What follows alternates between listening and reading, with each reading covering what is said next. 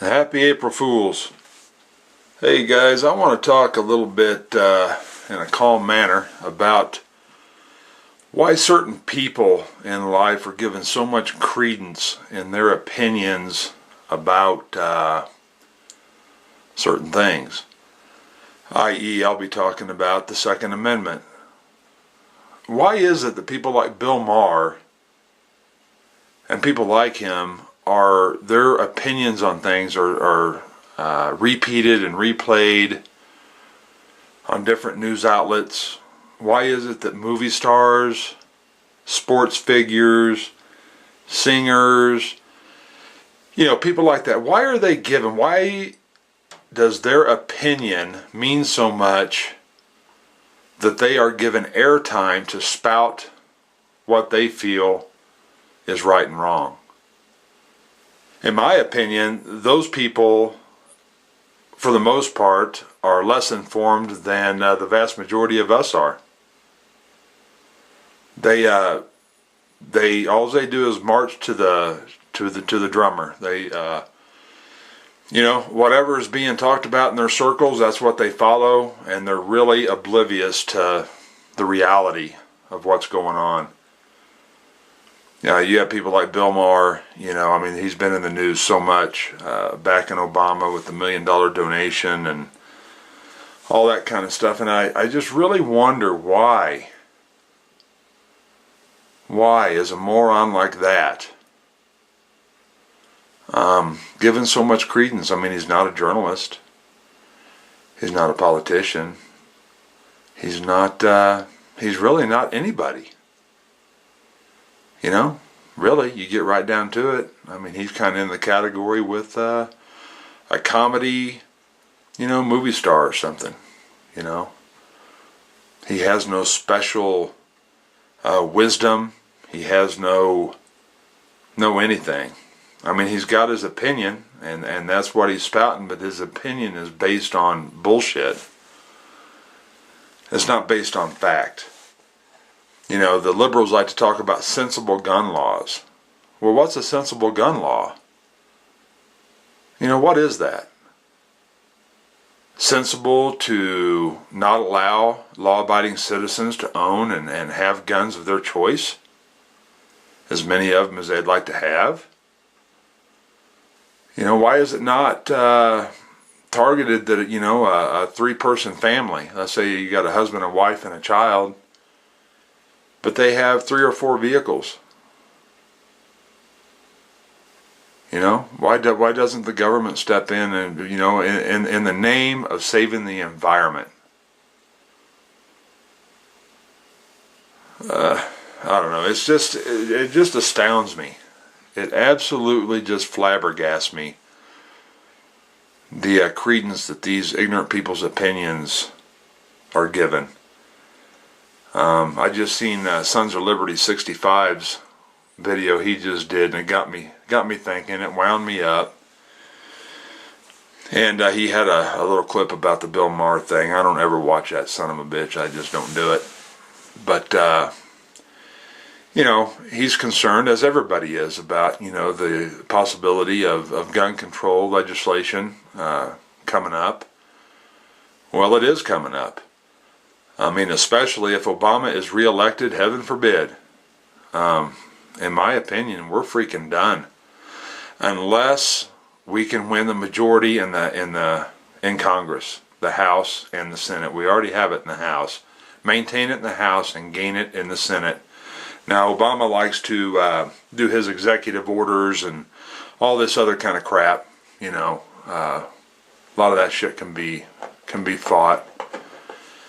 It can be fought, if the people in Congress have a spine. But if he gets reelected and the Senate remains a Democratic majority, yeah, it might not be good. And I think that there's a lot of Republican legislators out there in D.C. that flat don't have a backbone. They're too much into the people getting in their back pockets, and you scratch my back, I'll scratch yours, and all that stuff.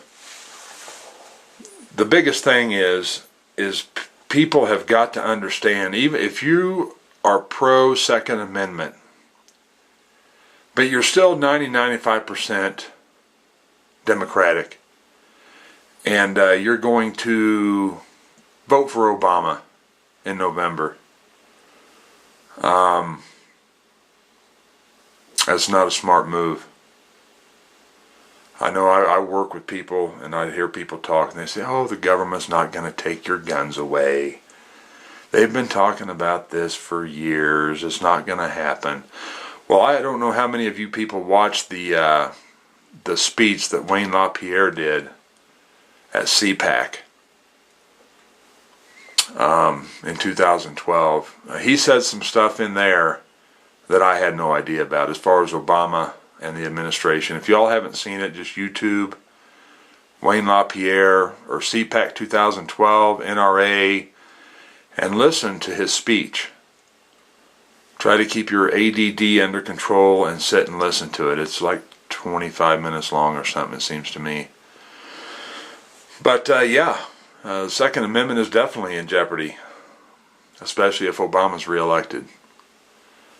I cannot beat the drum hard enough that we all have to get out and vote. And I know there's a lot of people that sit around and say, my vote doesn't count. It's one vote. Nah, screw that. Nah, it's a pain in the butt. I don't want to do it. We got to do it. Got to do it.